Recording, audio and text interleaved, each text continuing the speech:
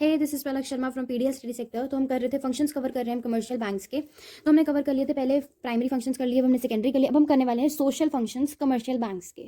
Social functions as the name suggest, मतलब हम लोग सोशल हेल्प के लिए ये सारे फंक्शंस जो हैं वो कर रहे हैं। इसे हम लोग डेवलपमेंट फंक्शंस भी बोल सकते हैं। मतलब बाई चांस अगर पेपर में आ गया कि डेवलपमेंट फंक्शंस बता दो हमें कमर्शियल बैंक के, तो फिर हम ये लिख सकते हैं सोशल वाले। मतलब इसको हम सोशल डेवलपमेंट फंक्शन भी बोलते हैं और डेवलपमेंट फंक्शन को हम सोशल फंक्शन भी बोलते हैं। ठीक है, अब हमारे जो सोशल फंक्शंस हैं ये आगे फर्दर 6 टाइप्स के हैं। ठीक है, 6 फंक्शंस कवर होते हैं इसके अंदर।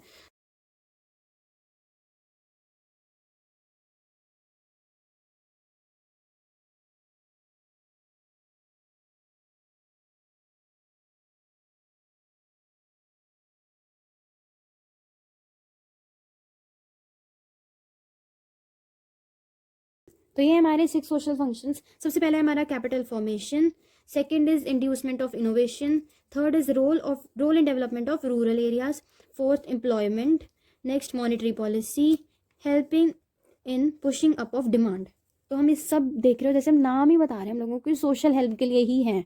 ठीक है, जैसे इनोवेशन करना, कैपिटल फॉर्मेशन के लिए, एम्प्लॉयमेंट, रूरल एरियाज में डेवलपमेंट करना, मॉनेटरी पॉलिसी पैसे वगैरह से रिलेटेड, और help in pushing up of demand. Demand increase होगी तो ऑब्वियसली एम्प्लॉयमेंट भी इंक्रीज होगी।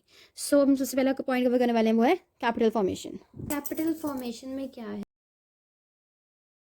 जो हमारे कमर्शियल बैंक्स हैं वो सेविंग को कलेक्ट करते हैं, सेविंग्स हमसे ले लेते हैं, और ये जो हम सेविंग इनमें डाल रहे हैं कमर्शियल बैंक्स के अंदर, ये हमारा बैंक है। ठीक है, हम कमर्शियल बैंक के अंदर सेविंग डाल रहे हैं, फिर हम उन सेविंग्स को निकाल के इन्वेस्ट कर सकते हैं। इन्वेस्ट किस में करेंगे, हम अपने प्रोडक्टिव कामों में।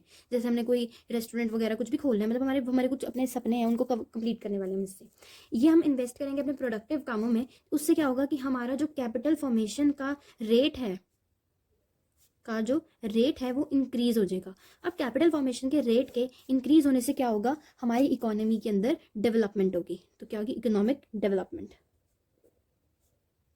क्या किया हमने कि हमारे कमर्शियल बैंक्स के अंदर हमने सेविंग करी, हमने उस सेविंग से अपनी इन्वेस्टमेंट करी प्रोडक्टिव वर्क्स में।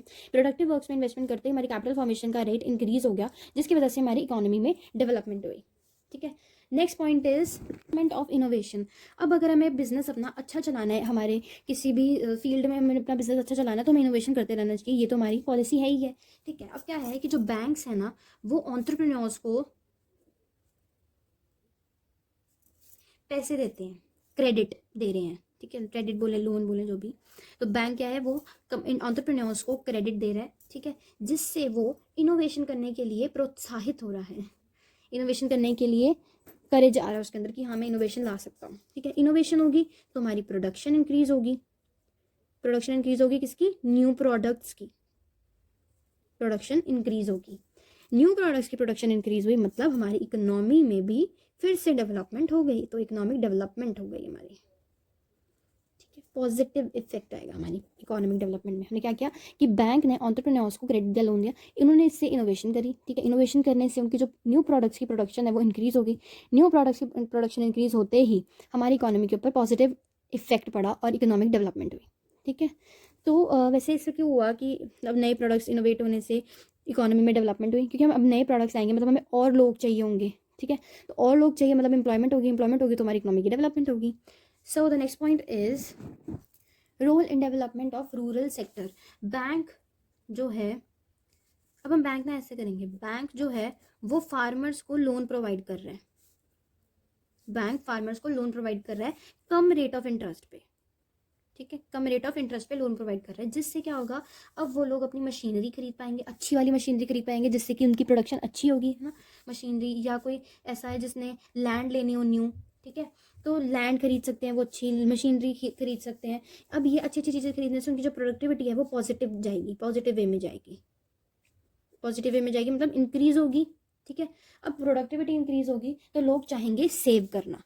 ठीक है, अब उनके पास पैसा आ रहा है, तो ज़्यादा पैसा आता है तो हम लोग क्या करते हैं, आधा सेव करने के लिए रख देते हैं ना, तो वो सेविंग करना चाहेंगे। सेविंग करने के लिए उनको खोलने पड़ेंगे अपने वहाँ पे बैंक्स, तो वहाँ पे हमारी न्यू ब्रांचेस स्टार्ट होंगी, बैंक की न्यू ब्रांचेस स्टार्ट होंगी, जिससे कि सेविंग भी ज़्यादा ज़्यादा होती जाएगी, और बैंक खुलेगा तो ऑब्वियसली एम्प्लॉयमेंट आएगी।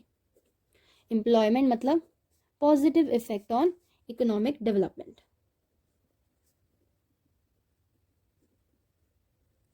ठीक है, क्या किया हमने कि जो बैंक है वो फार्मर्स को लोन प्रोवाइड कर रहा है कम रेट ऑफ इंटरेस्ट पे, जिसकी वजह से वो मशीनरी, अच्छी मशीनरी और लैंड खरीद सकते हैं, जिसकी वजह से हमारी पॉजिटिव प्रोडक्टिविटी होगी, मतलब इंक्रीज होगी हमारी productivity.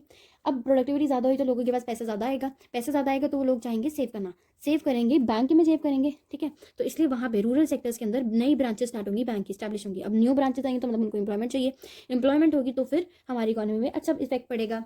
So the next point is employment. अब जो हमारा यूथ है ना वो बैंक से लोन ले सकता है, वो भी कम रेट ऑफ इंटरेस्ट पे, ठीक है, कम रेट ऑफ इंटरेस्ट पे या रीजनेबल रेट ऑफ इंटरेस्ट पे, जो कि वो पे कर सकते हैं बाद में जब उनके पास खुद के पास एम्प्लॉयमेंट आ जाएगी, ठीक है। मतलब जैसे अब यूथ एक बंदा था, उसने बैंक से लोन लिया, उसने रीजनेबल रेट ऑफ इंटरेस्ट पे लोन लिया, सेइंग 6% पे, ठीक है, और उसके बाद उसने क्या करा, अपनी सेल्फ एम्प्लॉयमेंट जनरेट करी, ठीक है, जैसे कोई बिजनेस स्टार्ट कर लिया। अब उससे जब उसको पैसे आएंगे तब वो यहाँ पे पे करेगा, सॉरी यहाँ पे पे करेगा, ठीक है। Next point is monetary policies. अब क्या है कि हर अंडर डेवलप्ड कंट्री के लिए, हर अंडर डेवलप्ड कंट्री की जो गवर्नमेंट है उसे एक सिस्टमैटिक बैंकिंग सिस्टम की ज़रूरत है, ठीक है, जिससे क्या होगा, जो हमारी मॉनेटरी पॉलिसीज़ है ना वो इफेक्टिवली काम करेंगी। अंडर डेवलप्ड कंट्री की जो गवर्नमेंट है उससे सिस्टमैटिक बैंकिंग सिस्टम को इम्प्लीमेंट करना चाहिए,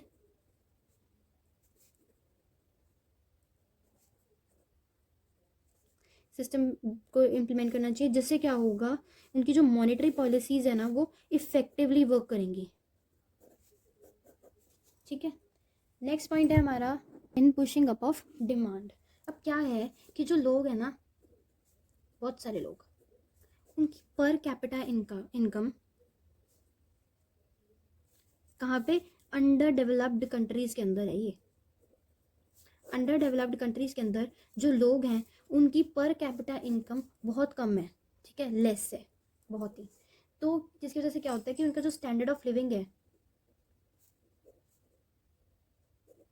वो भी बहुत लो है, ठीक है। अब उनकी इनकम ही कम है तो जिस तरह से वो रह रहे हैं वो भी, उसका भी स्टैंडर्ड ऑफ लिविंग जो है वो भी कम होगा, उसका लो होगा। तो जो कंज्यूमर है ना, कंज्यूमर कौन होंगे, यही वाले लोग। जो कंज्यूमर हैं वो गुड्स की डिमांड भी कम करते हैं, डिमांड भी उनकी इस वजह से कम हो जाती है क्योंकि उनके पास पैसा ही कमा रहे, इनकम कमा रही, तो हमारी डिमांड किसी भी चीज़ के लिए वो कम हो जाएगी। फिर बैंक, इस वजह से क्या होता है कि बैंक जो है, सॉरी इसलिए ऐसे था ना मेरा, बैंक ना कंज्यूमर्स को अपने क्रेडिट देता है, ठीक है, ताकि वो गुड्स को परचेज कर सके। गुड्स को परचेज करेगा मतलब हमारी जो प्रोडक्शन है वो इंक्रीज़ होनी पड़ेगी। मतलब अगर कोई गुड्स को खरीद रहा है तो ही हम और प्रोड्यूस करेंगे ना, तो गुड्स प्रोडक्शन इंक्रीज़ होगी, गुड्स खरीद रहे हैं मतलब हमारी उन प्रोड्यूस्ड गुड्स की डिमांड भी इंक्रीज़ होगी, ठीक है, डिमांड इंक्रीज़ होगी, प्रोडक्शन इंक्रीज़ होगी, जस्ट बिकॉज कि बैंक ने कंज्यूमर को क्रेडिट दिया और उसकी वजह से उसने गुड्स परचेज करी, ठीक है। अब डिमांड ज़्यादा है, प्रोडक्शन ज़्यादा है, तो न्यू इंडस्ट्रीज़ आएंगी, न्यू इंडस्ट्रीज़ आई जिससे कि क्या होगा, हमारा एम्प्लॉयमेंट आएगी, एम्प्लॉयमेंट की वजह से इनकम जनरेट होगी, ज़्यादा होगी, और इनकम अगर आ गई ज़्यादा तो हमारा स्टैंडर्ड ऑफ लिविंग भी अच्छा हो जाएगा, ये सब चीज़ें हमारी इम्प्रूव हो जाएंगी, बस और क्या, हमारी इकोनॉमिक डेवलपमेंट हो गई, ठीक है। क्या है इसमें, जो लोग हैं उनकी अंडर डेवलप्ड कंट्रीज़ के अंदर पर कैपिटा इनकम कम है, जिसकी वजह से उनका स्टैंडर्ड ऑफ लिविंग भी लो है।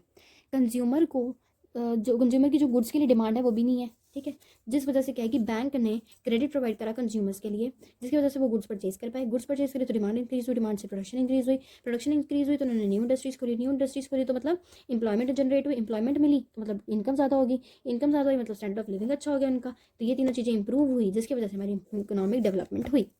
सो इस पॉइंट के अंदर मतलब हमारे सोशल फंक्शंस के अंदर जो हमारे 6 पॉइंट्स थे, that is capital formation, inducement of innovation, role in development of rural areas, employment, monetary policies और help in pushing of demand is completed. अब हमारा लास्ट पॉइंट बचा है, that is e banking. So this we will cover in the next video. Thank you so much for watching. Hope you like the video. If you like the video, do watch the next videos too.